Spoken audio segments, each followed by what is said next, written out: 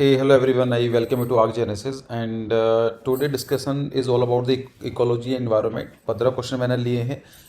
Ecology environment वैसे मेरा बहुत फेवरेट टॉपिक है. इसको मैं काफ़ी इंटरेस्ट लेकर पढ़ता भी हूँ और पढ़ाता भी हूँ, लेकिन अभी टाइम कम है. तो हम 15 क्वेश्चन देखेंगे और हम ट्राई करेंगे कि इन क्वेश्चन को भी हम एक्सप्लेन लेवल पर जाकर देखें. ठीक है, तो मैं आपको पहले बता देता हूँ कि एप्लीकेशन लॉन्च हो गई है. आप उसको डाउनलोड कर सकते हैं, काफ़ी कुछ वहाँ पर मिल जाएगा आपको. और अगर आप मुझे इंस्टाग्राम पर जुड़ना चाहते हैं तो यहाँ पर आप जुड़ सकते हैं, arcgenesis.official.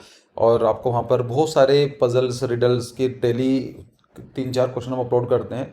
तो अराउंड 100-150 के आसपास रिडल्स आपको मिल जाएंगे. आज भी जाकर आप लगाएंगे तो उसकी हाईलाइट में जाओगे, मिल जाएगा. ठीक है, चलो जल्दी आते हैं टॉपिक के ऊपर. पहला क्वेश्चन है the tendency of an ecosystem to maintain its balance by regulating mechanism when disruptive is known as. एक रेगुलेटरी मैकेनिज्म होता है किसी भी इकोसिस्टम का. अगर उसमें आप कुछ भी ट्राई करते हो उसको डिस्टर्ब करने के लिए, वो अपनी चीज़ों को वापस ले आता है. उसको क्या बोला जाता है, इसको आप ऐसा समझो. देखो, एनवायरनमेंट मेरे लिए बहुत इंटरेस्टिंग टॉपिक है और अगर आप पढ़ना चाहते हो तो मुझे बता देना. इसको मैं कई घंटे तक पढ़ा सकता हूँ और इंटरेस्टिंग वे में. तो जो ये पहला क्वेश्चन है ये है, मान लीजिए एक इकोसिस्टम है. आप ऐसा समझो, आप किसी चिड़ियाघर में जाते हो और वहाँ पर बहुत तरह के स्पीसीज रहते हैं. आपने क्या करा, वहाँ पर जाकर कुछ स्पीसीज को उठाकर लेकर आ गए या नए स्पीसीज डाल दिए, कुछ को मार दिया. तो आपने क्या करा, इसका डिस्टर्ब करने की कोशिश करी. लेकिन आपने करा, उसके बाद आप वापस आ जाते हो. फिर कुछ दिनों के बाद जाकर देखते हो वो पूरा का पूरा जो चिड़ियाघर था, जू था, वो सही हो गया. इस टेंडेंसी को क्या बोलते हैं? क्वेश्चन यही है. The tendency of an ecosystem to maintain its balance by regulatory mechanism when disruptive. और डिस्ट्रप्शन कैसे हो सकता है? आपके थ्रू हो सकता है, या हो सकता है कि वहाँ पर धूप इतनी पड़ जाए, बारिश हो जाए, कुछ भी हो सकता है. उसे क्या बोला जाएगा? उसको बोलते हैं हम होम्योस्टैटिक. ठीक है, एंट्रोफी, सक्सेशन, इवोल्यूशन. आप इन सब चीज़ों के बारे में जानते होंगे. अभी नहीं जानते होंगे तो ना अभी बने रहो आधा घंटे मेरे साथ, काफ़ी कुछ जानकारी मिल जाएगी आपको. ठीक है, तो इसको जो सही ऑप्शन क्या होगा? होम्योस्टैटिक्स. कुछ और नाम देख लेते हैं. होम्योस्टैटिक का मतलब होता है the tendency of an ecosystem to maintain its balance by regulatory mechanism when disturbed. Clear है. इकोलॉजिकल सक्सेशन क्या होता है? देखो, आप ऐसा मान के चलो, आपने इसको पता है, इन्वायरमेंट को समझने का बहुत सही तरीका है क्योंकि रियलिटी में होता है. आप इसको रिलेट कर पाओगे. ऐसा समझो, आप आपने ज़मीन ली, you buy a normal plot, और आपने क्या करो, साफ करा दिया, उसको पूरा क्लीन करा दिया. लेकिन आपका प्लान चेंज हो गया, you have delay this plan. और आपने क्या करा कि जो घर बनाने वाले थे आप 1 साल के बाद बनाओगे. आपने 1 साल के बाद जाकर देखा, वहाँ पर क्या हुआ, पेड़ भी होने लगे, वहाँ पर कुछ जानवर भी आ गए होंगे, कुछ बर्ड्स स्पीसीज वगैरह भी आने लगे. यही बात चीज़ बोली जाती है इकोलॉजिकल सक्सेशन. मतलब the observed process of change in the species structure of an ecological community over time. It is not tune, it is time. जिसे याद कर लेना, टाइम है, ये गलत हो गया. तो एक टाइम के साथ किसी भी जगह की जैसे ही इकोलॉजी चेंज होती रहती है उसको बोलते हैं इकोलॉजिकल सक्सेशन. उसके पाइनरी स्पीसीज होते हैं, क्लाइमेक्स स्पीसीज होता है, वो हम बता देना मुझे, मैं पढ़ा दूंगा उसको अगर आप पढ़ने का मन है तो. ठीक है, फिर आता है इवोल्यूशन. इवोल्यूशन का मतलब क्या होता है? The change in inherited characteristic of biological populations over successive generation. एक जनरेशन के बाद काफ़ी कुछ चेंज होता चला जाता है. मतलब क्या है, हमारे पेरेंट्स रहे होंगे, उनके पेरेंट्स रहे होंगे, और उनसे कई हज़ार साल पहले उनके कुछ अलग ट्रेट रहे होंगे जो आज हमारे अलग हो चुके हैं. जैसे जो हमारा चेहरा है वो अंदर की तरफ जा चुका है. अगर हम मंकी का देखेंगे तो बाहर निकला होता है, धीमे धीमे क्या हुआ, अंदर की तरफ चला गया. इसी को बोले थे इवोल्यूशन. आपने देखा होगा कि ह्यूमन ऐसे हैं जो 2 पैर पर खड़े हो सकते हैं, ये धीमे धीमे इसको बोलते हैं इवोल्यूशन. तो इसको समझ में आया ना कि टाइम के साथ जो इनहेरिटेंट चेंज होते रहते हैं डीएनए में, उसको बोला जाता है इवोल्यूशन. अभी रिसेंटली कुछ मॉन्स्टर मैन के न्यूज़ में था, ये कुछ 10 दिन पहले मैंने नाम सुना है, मॉन्स्टर मैन के नाम से. कभी सर्च करना, वहाँ पर एक चाइना में एक फॉसिल्स मिले हैं और ये बोला जाता है कि हमारे एंसेस्टर वही थे. ये जो चेन थी, मिक्स हमारी जो चेन थी वो टूटी हुई थी, मॉन्स्टर मैन के नाम से. मेरे पास स्टाइलस नहीं है अभी तो आपको मैं लिख नहीं सकता हूँ, लेकिन आप समझ गए होंगे मैं क्या कहना चाह रहा हूँ. फिर आता है ecotone, interface of two ecological zone. कैसे समझो आप इस चीज़ को? ऐसा समझो कि आप दिल्ली में बैठे हो और आप गोवा जाना चाहते हो. ठीक है, तो दिल्ली का एक अलग इन्वायरमेंट है, गोवा का अलग इन्वायरमेंट है. जब आप जाना स्टार्ट करोगे तो आपको एक पॉइंट ऐसा मिल जाएगा जहाँ पर ना तो गोवा है ना दिल्ली है, दोनों का है. जैसा दिल्ली का वाला कल्चर भी है, या आप ऐसा मान के चलो, मुंबई और गोवा का एग्जांपल ले लेते हैं. तो गोवा के अंदर डिफरेंट कल्चर है, मुंबई के अंदर डिफरेंट कल्चर है, लेकिन उनके कहीं आसपास आपको ऐसी जगह मिलेगी जहां पर मिक्सअप सा कल्चर होगा. उसी को बोला जाता है ecotone, interface of the two ecological zones. Clear है? इसको कैसे समझेंगे आप, अगर इन्वायरमेंट में समझना होगा तो इसको ऐसा समझो कि एक रिवर आ रही है, river is having the fresh water, और जो ओशन है वो सोल्ट वाटर है। तो एक रिवर फ्रेश वाटर लेकर आ रही है, और इमेज मतलब आंखों उसमें है ना, अपने माइंड में बनाते हुए चलो, ये सब मैं आपको लिख नहीं पाऊंगा आज। तो इस तरीके से एक रिवर आ रही है, एक ओशन आ रहा है, और ओशन की जो सैलिनिटी कितनी होती है 35 पीपीटी पार्ट पर थाउजेंड, और जो फ्रेश वाटर की रिवर कितनी होती है 456 पीपीटी। जब वो आपस में मिलते हैं, जहाँ पर when the rivers meet ocean, जो उसके आसपास का जो रीजन होता है जिसको हम बैक वाटर से बोलते हैं केरला में, उनकी जो सैलिनिटी होती है वो 12, 13, 14 होती है। उसी को बोला जाता है इकोटोन। मतलब दो इन्वायरमेंट के बीच का जो रीजन होता है जहाँ पर अलग अलग इन्वायरमेंट के स्पीसीज पाए जाते हैं, उसको बोला जाता है इकोटोन। इकोटोन के अंदर बायोडाइवर्सिटी नॉर्मली ज़्यादा पाई जाती है, मतलब वहाँ पर ज़्यादा तरह के इन्वायरमेंट, प्लांट्स, स्पीसीज देखने को मिलेंगी। ठीक है, दिखाऊंगा अभी मैं आपको इन सब चीज़ें, हल्का सा जानकारी दूंगा मैं आपको। तो अभी हमने क्या देखा, इकोलॉजिकल सक्सेशन। देखो इसको पढ़ो। इकोलॉजिकल सक्सेशन का मतलब क्या होता है, स्टार्टिंग में छोटे प्लांट्स रहे होंगे, आपको 1 साल के बाद आओगे तो ऐसे प्लांट्स आ जाएंगे, और 10 साल के बाद आओगे तो वहाँ पर कुछ और भी बड़ा हो चुका होगा। तो ये बोला जाता है इकोलॉजिकल सक्सेशन। जो पहली स्पीसीज होती है उसको बोलते हैं प्राइमरी पाइनियर स्पीसीज, और जो लास्ट वाली स्पीसीज होती है उसको बोलते हैं हम लोग क्लाइमेक्स स्पीसीज।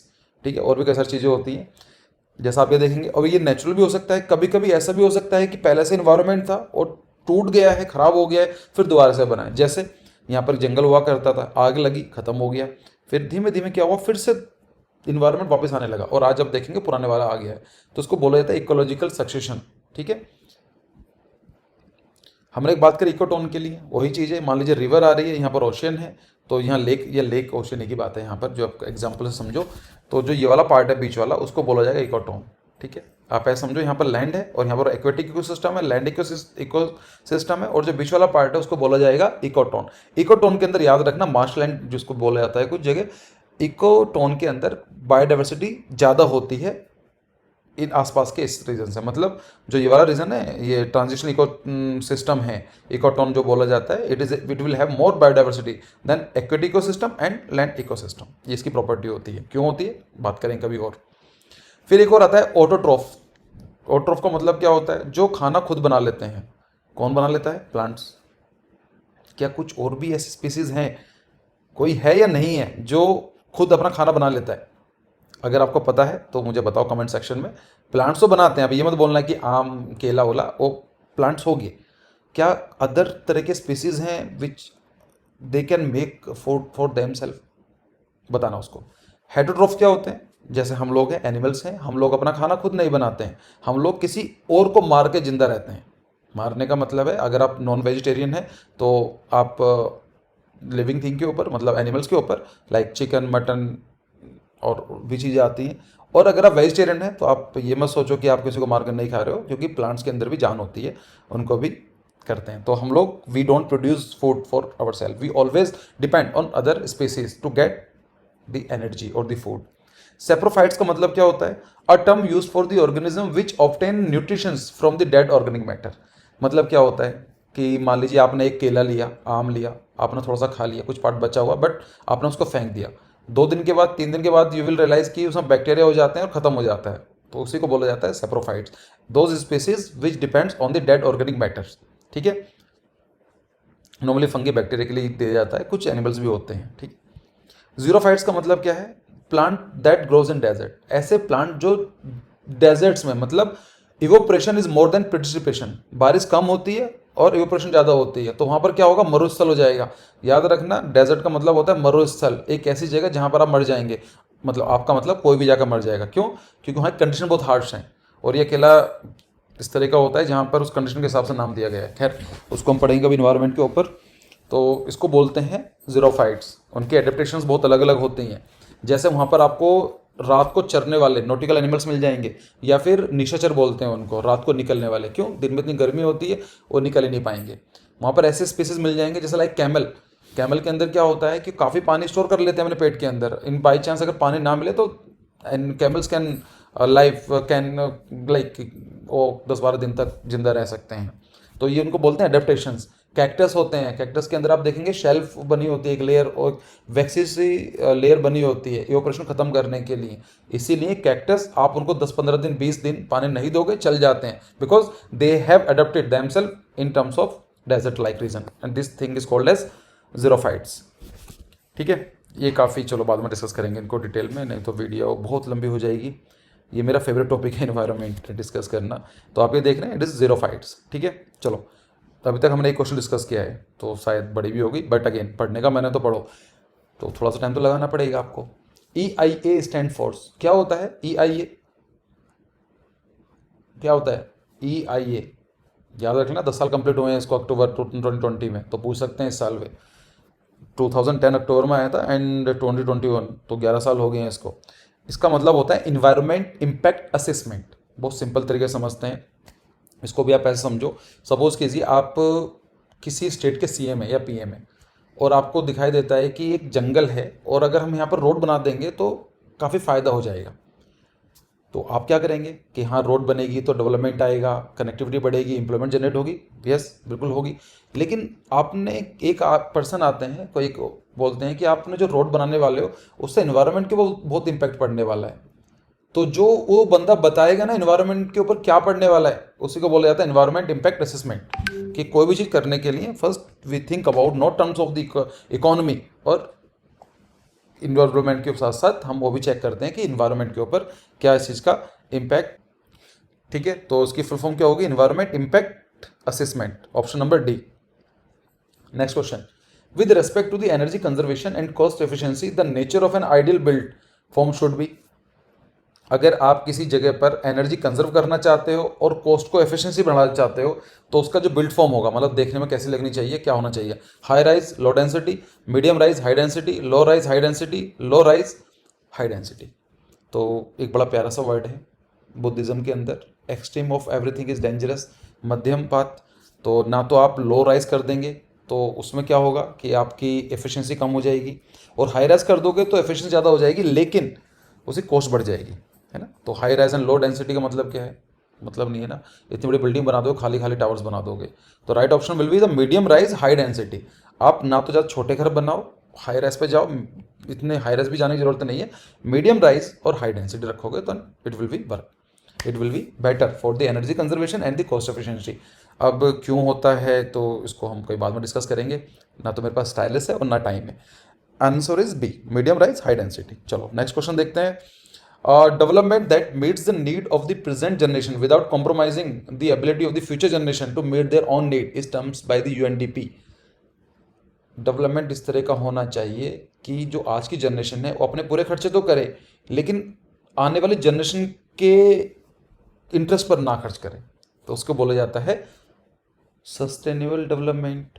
डेवलपमेंट तो होना चाहिए लेकिन सस्टेनेबल होना चाहिए, आपके लिए भी होना चाहिए और आने वाले जनरेशन के लिए भी होना चाहिए। जैसे आप 18-19 साल के हो, आप ब्लेम कर सकते हो अपने पेरेंट्स को या उस जनरेशन को कि जस्ट बिकॉज ऑफ यू हम लोगों को आज गंदी हवा में सांस लेना पड़ रहा है, क्योंकि you are not the responsible one, आपकी वजह से रहना हुआ है। तो हम नहीं चाहते हैं कि आने वाली जनरेशन हमें ऐसा कुछ बोले। उसको बचाने के लिए क्या मतलब है? Sustainable development. ह्यूमन डेवलपमेंट क्या होता है? आदमी का डेवलपमेंट होना, आपकी एजुकेशन अच्छी हो जाए, हेल्थ अच्छी हो जाए, पढ़ाई वढ़ाई सब कुछ अच्छी हो जाए, तो आप उसको बोलेंगे ह्यूमन डेवलपमेंट। इक्विटेबल डेवलपमेंट का मतलब क्या है? जितना मेरा डेवलपमेंट हो रहा है उतना ही आपका भी हो रहा है। और कॉम्प्रिहेंसिव डेवलपमेंट ओवरऑल, तो ह्यूमन डेवलपमेंट और कॉम्प्रिहेंसिव डेवलपमेंट दोनों सेम से ही चीज़ है, मुझे कुछ खास फर्क सेम लगा नहीं, बट ठीक है। सस्टेनेबल डेवलपमेंट ये आती है, याद रख लेना, this definition was given by the Brundtland commission 1971, और Brundtland was an ex prime minister of the Norway under whose chairmanship a committee was form to sustainability. Norway के एक्स प्राइम मिनिस्टर थे, उन्होंने बोला भाई इन्वायरमेंट का ध्यान रखो, ये खराब हो रहा है तो ध्यान रखना जरूरी है। एक्चुअली ये देखो हुआ क्या था कि 1951 के अंदर अगर मैं इन्वायरमेंट को ट्रेस करूं तो 1951 उससे पहले किसने ध्यान ही नहीं दिया। वहाँ पर एक पर्सन हुआ करता था, Rachel Carson. Yes, Rachel Carson was the name of that person and he wrote a book and the name of the book was silent spring, SILENT, silent SPRING, search करना। ये क्या करती थी? ये एक बुक थी, उसमें ये बताया गया था कि इन्वायरमेंट जब इंडस्ट्रियल रेवोल्यूशन स्टार्ट हुआ था तो किसने ध्यान ही नहीं दिया स्टार्टिंग के 100-150 साल तक, तो कि चल क्या रहा है, सबको मज़ा आ रहा है। फिर उस आदमी ने ये देखा कि जहाँ पर हम लोग DDT यूज़ करते थे, है ना, जो केमिकल फर्टिलाइजर यूज़ करते थे, उसकी वजह से वहाँ की जो डाइवर्सिटी है ख़त्म हो गई है। ये पूरी की पूरी केस स्टडी साइलेंट स्प्रिंग के अंदर लिखी गई थी।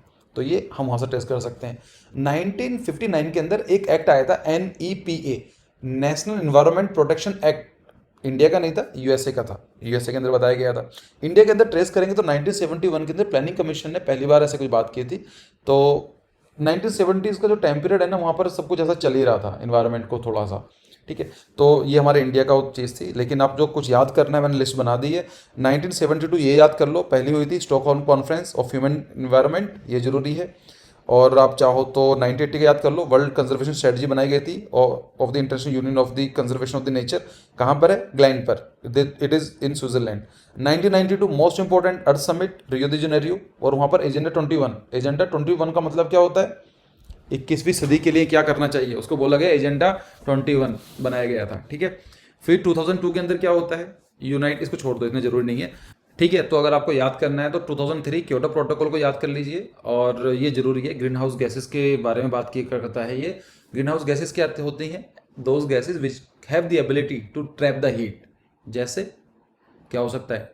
जैसे मॉइस्चर, H2O, जो हम मॉइस्चर होता है, जो भाप होती है, उसके अंदर भी जो हाउस जो जो गैस होती है वो ट्रैप हो सकती है, लेकिन वो इन्वायरमेंट ज़्यादा दिन रहता नहीं है, तो नुकसान नहीं पहुंचाता है। बाकी आपने कार्बन डाइऑक्साइड ये सब सुने होंगे, CFCl और ये सब चीज़ें, हाइड्रोफ्लोरोकार्बन, ऑल दिस थिंग। ये करंट अफेयर का एग्जाम है, याद कर लो इसको।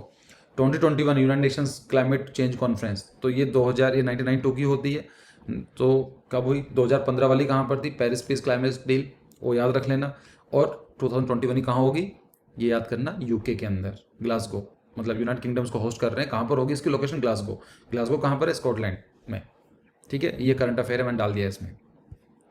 चलो आगे देखते हैं, the current sequence of activities in SWM, मतलब solid waste management. Solid waste management क्या होता है? जो आपके घर से गंदगी निकलती है नॉर्मली, उसको बोला जाता है solid waste.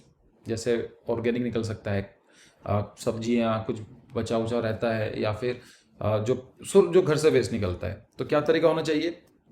Collection, transportation, treatment, segregation, collection, transportation, treatment, ये सब पढ़ के। तो सबसे वाली बात है, इसका होना चाहिए सेग्रीगेशन, मतलब आप अपने घर से सेग्रीगेट करें कौन सा जो वेस्ट है किस तरह का है, सूखा है मतलब ड्राई है या वेट है, आप उसमें रखें, ऑर्गेनिक है इनऑर्गेनिक है, उसको आप कलेक्शन होना जरूरी है। आपने डाल कर रख दिया तो there should be proper collection, जो आप घर से उठा कर लेकर जाएगा। And there should be transportation as also, उठा कर तो लेकर चले कलेक्शन करने के बाद, ट्रांसपोर्टेशन भी सही होना चाहिए, आप घर के सामने नहीं होना चाहिए।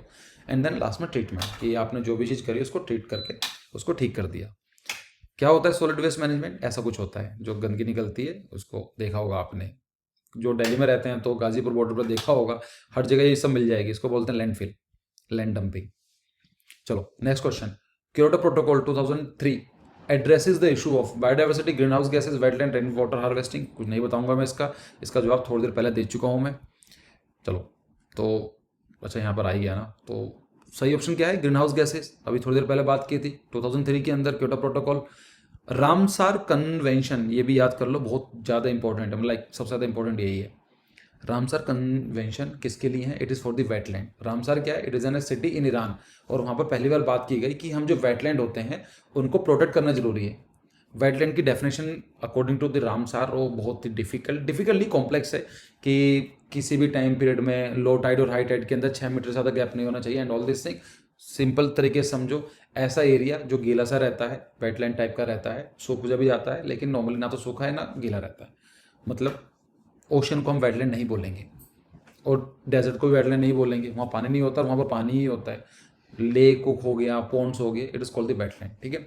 फिर आता है क्योटो प्रोटोकॉल, ये मैंने बता दिया, ग्रीन हाउस गैसेज। क्योटो कहाँ पर है? जापान के अंदर है। एजेंडा 21 किसके लिए टारगेट करता है? सस्टेनेबल डेवलपमेंट, क्वेश्चन आया था आपके लास्ट जेई में, ठीक है। नेक्स्ट क्वेश्चन पर आते हैं, the principle of solid waste management involves. अगर आप सॉलिड वेस्ट मैनेजमेंट करना चाहते हैं उसके लिए तरीका क्या है? रिड्यूस करो, रीयूज करो, रिसाइकिल करो। जो आपका खर्चा होता है उसको रिड्यूस करने की कोशिश करो। If you are using 2 plastic polythene bag, so do one thing, एक करो, 2 से 1 बचाओ। रीयूज़ का मतलब क्या है? कि अगर कोई पॉलीथीन आप लेकर आ गए हो, मैं एग्जांपल दे रहा हूँ रीयूज़ करने का, तो उसको दोबारा कोशिश करो रीयूज़ करने की, ठीक है। और उसको अगर मान लीजिए रीयूज़ हो गया है, ख़राब हो गया, उसको ट्राई करो रिसाइकिल करने के लिए, ठीक है। So the option D will be the right option. फिर नेक्स्ट क्वेश्चन आता है, इकोलॉजिकल फुटप्रिंट क्या होते हैं? The land area required to preserve as forest to ensure sufficient level of oxygen of a community? No. The land area necessity to supply natural resources to be community and dispose of its waste? Yes. The land area required to take care of the solid waste and sewage of the community? No. The land area per person per year from which forests are cut? नहीं. तो right option क्या होगा? एक ऐसा the land area necessarily to supply natural resources to a community and disposal of its waste. ठीक है, एक ऐसा लैंड एरिया चाहिए जिसके अंदर जो नेचुरल रिसोर्सेज हैं और रिप्लेनिश हो जाएं और जो वेस्ट हुआ है उसको ठीक से कर पाएं. इन्वायरमेंट मतलब ख़राब ना हो. ठीक है, यहाँ पर आप पढ़ लेना, इसको मैंने लिख दिया है यहाँ पर, स्क्रीनशॉट डाल दिया है, चेक कर लेना. Next question number 9. Ramsar list is related to for what? इसका जवाब तो मैं बिल्कुल नहीं दूंगा क्योंकि मैं देख चुका हूँ थोड़ी देर पहले ही. ठीक है, अब मुझे पता भी है कि नेक्स्ट स्लाइड है तो मैं उसको स्किप करने वाला हूँ. Ramsar list is related for what? बता दो कमेंट सेक्शन में कितना आपको आता है. ठीक है, और कौन सी सिटी में ये बताओ, बिना वीडियो पीछा करें. रामसर कौन सी कंट्री में पड़ता है? चलो next question. The term coined by Paulo Soleri that combines ecology, maintaining and extreme high population density. मतलब क्या है? पाओली सोलरी एक बंदे थे जिन्होंने ये बताया, एक टर्म दी, उन्होंने ये बताया कि इकोलॉजी को मेंटेन किया जा सकता है एक्सट्रीमली हाई पॉपुलेशन डेंसिटी. मतलब एक ऐसी जगह पर जहाँ पर ह्यूमंस की पॉपुलेशन बहुत ज़्यादा है, लाइक दिल्ली, चंडीगढ़ या मेन अर्बन एरियाज. तो वहाँ पर कितनी रहती है? अराउंड 5,000 से लेकर 6,000 स्क्वायर पर किलोमीटर की रहती है. दिल्ली कितनी है? 7,000 8,000 तक रहती है, 13,000 तक भी है कुछ रीजन में. तो 13,000 लोग 1 किलोमीटर स्क्वायर में रहते हैं. तो वहाँ पर भी आप इकोलॉजी को मेंटेन कर सकते हो. तो क्या बोला गया उसको? Arcological proxemics, arcology, utopia. Utopia आप जानते हो क्या होता है. ठीक है, परफेक्टली जो कभी हो नहीं सकता है. वी कैन ऑलवेज लाइक कि हम ट्राई कर सकते हैं, अचीव करने की कोशिश कर सकते हैं, लेकिन कभी हो नहीं सकता है. ठीक है, तो उसका सही ऑप्शन है आर्कोलॉजी. आर्कियोलॉजी नहीं, it is not this is arcology, ARCOLOGY. तो ये रहा arcology. An ideal integrated city contain with a massive vertical structure allowing maximum conservation of the surrounding environment. याद रख लेना. फिर होता है proxemics, the branch of knowledge that deal with the amount of spaces that people feel it necessary to set between themself and other. ठीक है, तो यहाँ से देख लेना कितना स्पेस चाहिए होता है कि जहाँ पर वो अपने आप से अलग हो सके, दूसरी दुनिया से अलग हो सके और उनको कंफर्टेबल फील करा जाए. So proxemics is the study of the human use of space and the effect that population density has an a behaviour, communication and social interaction. ठीक है, चलो नेक्स्ट क्वेश्चन देखते हैं. In an ecosystem heterotrophs refers to organism that. इसका जवाब मैं दे चुका हूँ. क्या होते हैं? जो किसी और के ऊपर डिपेंड करते हैं. So use light to build organic matter from their own bodies. ये तो फोटोसिंथेसिस है, ये तो ऑटोट्रॉप्स हो गया. Use chemical energy to transform inorganic matter to organic matter. ये भी नहीं है. Change state of matter causing early death. नहीं, ये भी नहीं है. Feed upon other organism and their waste product. जो लोग या जो जीव जंतु किसी और स्पीसीज के ऊपर डिपेंड रहते हैं उसको बोला जाता है.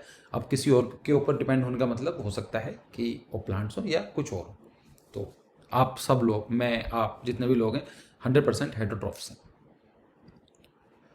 चलो नेक्स्ट क्वेश्चन आता है. Water harvesting is. Water harvest क्या होता है? A new method of water purification. एक नया तरीका है पानी को शुद्ध करने का. नहीं. Collection of water in paddy fields. Paddy मतलब जहाँ पर क्या बोलते हैं उसको, चावल उगाया जाता है ना. Collection of water in paddy fields. नहीं, ये भी नहीं है. Device to allow quick flow of storm water run off into river. एक ऐसी डिवाइस है जो स्टॉर्म वाटर आता है, बहुत तेजी से बारिश होती है, उसको आसानी से जल्दी से अलाउ क्विकली फ्लो तो नदी में पहुंचाता है. नहीं, ये नहीं है. ये क्या डिवाइस है? Water harvesting. जो 3 ऑप्शन गलत हैं तो D will be the right one. Device to redirect storms water run off into underground aquifer. एक ऐसी तरीका होता है जिसके अंदर जो वाटर रन ऑफ होता है बारिश का होता है, उसको हम लोग ग्राउंड के एक्वाफर में डाल देते हैं. ऐसा होता है जैसे यहाँ मान लीजिए घर है, यहाँ पर बारिश होती है, यहाँ का पानी इकट्ठा किया जाएगा, गार्डन का हो गया, उसको पंप करके नीचे पहुँचा दिया जाता है. या उसको हम लोग नॉर्मली कार वॉश के लिए, छोटे मोटे गार्डन के लिए यूज़ करते हैं. That's called the rain water harvesting. यहाँ पर टैंक है और आप टैंक के अंदर जैसा WC होता है तो वहाँ का उसको फ्लश करने के लिए यूज़ किया जा सकता है वाटर. गार्डन पंप है ना, कार वॉश और गार्डन, ये सब चीज़ें डाली जाती हैं, पंप करके जमीन में पहुँचा दिया जाता है. That's called the rain water harvesting. ठीक है, नेक्स्ट क्वेश्चन देखिए.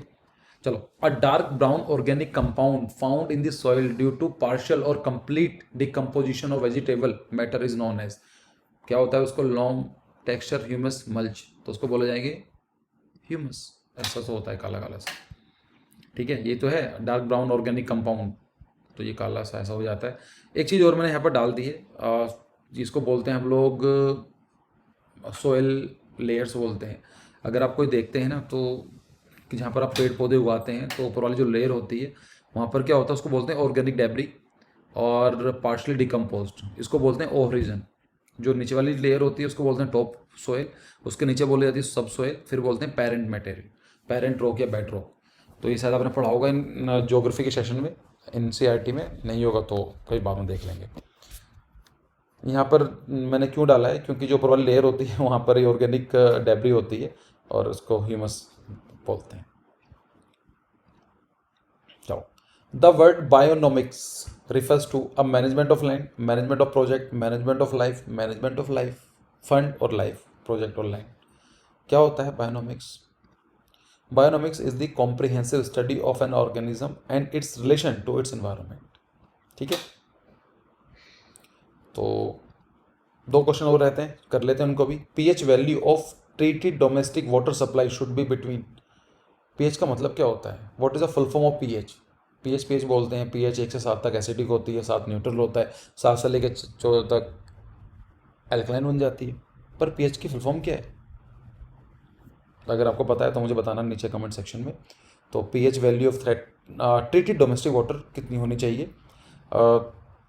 अच्छा, मैं जल्दी तो नहीं कर रहा हूँ वीडियोस में, क्योंकि मैं थोड़ा देना तो बहुत कुछ चाहता हूँ, आपको बताना तो बहुत कुछ चाहता हूँ, लेकिन थोड़ा टाइम की लिमिटेशन है and I don't have my stylus. लेकिन आप यकीन मानो, जितना मैं हाथ पैर स्टाइलस से चलाता हूँ उससे डबल मैं यहाँ पर चला रहा हूँ, तो थोड़ा सा आपको मेंटेन करना पड़ेगा। सो पीएच की वैल्यू क्या होती है, ये नॉर्मली मानी जाती है 7 से लेके 8 के आसपास तक। सो आप देखेंगे the for effective disinfection with chlorine the pH should be preferably less than 8, 8 से ज़्यादा नहीं होना चाहिए और 7 से कम होगा तो एसिडिक हो जाएगा।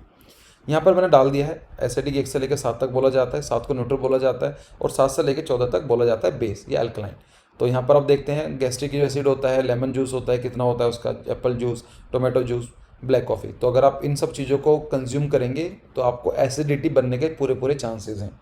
मिल्क और प्योर वाटर को हम लोग थोड़ा न्यूट्रल बोल देते हैं एक तरीके से, लेकिन मिल्क भी एसिडिक होता है। लिटमस पेपर को ये ब्लू को रेड कर देगा।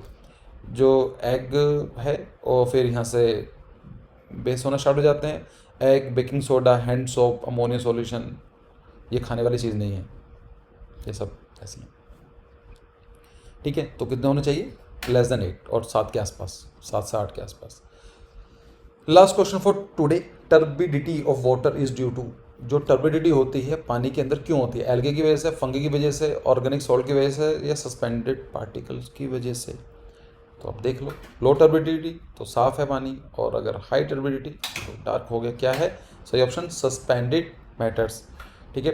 तो ये 15 क्वेश्चन हैं, जल्दी जल्दी हम लोगों ने कवर अप करे। ऐसे ही मैं ट्राई करूँगा जो डिफरेंट टॉपिक्स हैं ज़्यादा से ज़्यादा वीडियोज़ लेकर आऊँ, लेकिन आप लोगों को सपोर्ट करना पड़ेगा क्योंकि मुझे थोड़ा टाइम मिल गया आप लोगों के लिए।